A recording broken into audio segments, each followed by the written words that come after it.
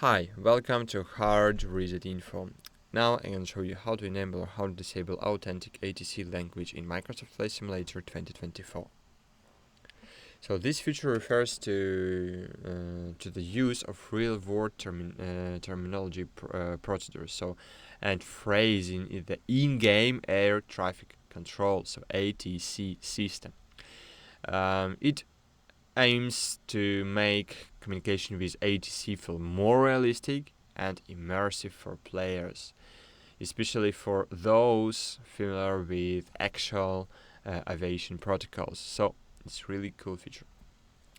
So open settings, general language, and here you can find authentic ATC language, so adjust language spoken by air traffic control when flying internationally.